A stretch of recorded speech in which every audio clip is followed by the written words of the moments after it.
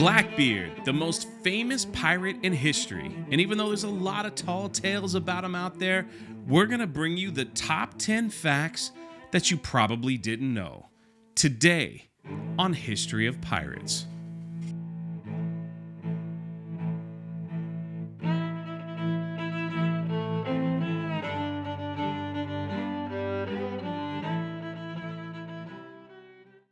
Number 1. Blackbeard probably wasn't as old as you think he is. Many of the images and what we see on the big screen has Blackbeard looking around 50, some even 60 years old. But the truth is, many of the pirates during the Golden Age were in their late 20s, very early 30s. And according to Captain Johnson's General History of Pirates, Blackbeard was born around 1680, which puts him at the time of his death in his mid-30s. Now, some historians even argue that he probably was in his late 20s because there's no real evidence that he was born in 1680. But then again, without proper nutrition, drinking rum all day, and spending your entire life out in the sun, maybe a 30-year-old pirate probably did look 50. Number 2. Blackbeard's name was Edward Thatch, or Edward Teach, depending on what book you read. It was spelled a variety of different ways, and this was probably done on purpose. Blackbeard's father moved the family to Jamaica, where he had an education where he was able to read and write and was trained as a mariner. Number 3. This is probably not Blackbeard's flag, and some would say this take is controversial, but hear me out. Even though this flag is associated with Blackbeard today, there is actually no evidence that he flew this flag. In fact, it doesn't come up until 1911 in a book called The Book of Buried Treasure. It is there that the writer describes a flag like this that is flown by pirates. This particular flag is called Old Roger, and in fact, it was associated with another pirate named John Quelch. And it wasn't until 1978, upon the publication of the popular Time Life book, The Pirates of the Spanish Main, that the author put this flag with Blackbeard. Why then? No one seems to know. Perhaps maybe they just thought it was a cool flag and Blackbeard was a cool pirate and they decided to put them together. So what did Blackbeard's flag look like? Well, if you look at the illustration found in the General History of Pirates, which came out in 1726, you could see this picture here of the Jolly Roger, and that is more than likely the flag that Blackbeard flew. There's actually an authentic Jolly Roger found in the St. Augustine Pirate Museum, and it looks very similar. Some of the other accounts that you could find in recorded history is that Blackbeard flew an all-black flag and an all-red flag. Number 4. Blackbeard probably had syphilis. Hey, it's a pirate's life. When he held prisoners for ransom, such as the governor's son during a week-long Charleston blockade in 1718, he was holding them ransom for expensive medical supplies, which included mercury and instruments like this. This syringe was found aboard Blackbeard's ship when they uncovered the Queen Anne's Revenge off the coast of North Carolina. It was used to treat syphilis. Now, they injected mercury into their body to treat this disease, and some historians argue that it was the syphilis and the injection of mercury which drove Blackbeard crazy. Number 5. Blackbeard had famous pirate friends. In 1718, Blackbeard threw a massive pirate party on Ocracoke Island in North Carolina.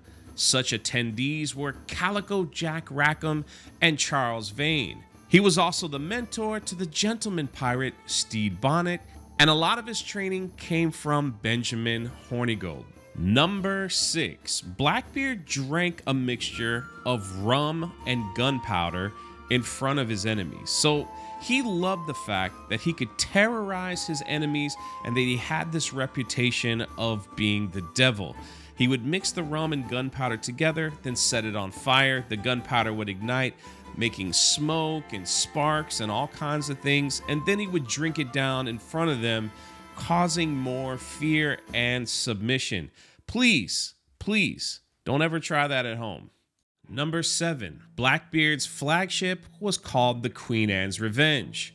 This ship was originally a French slave ship named Le Concorde. If I said that correctly, Blackbeard captured the ship in November of 1717.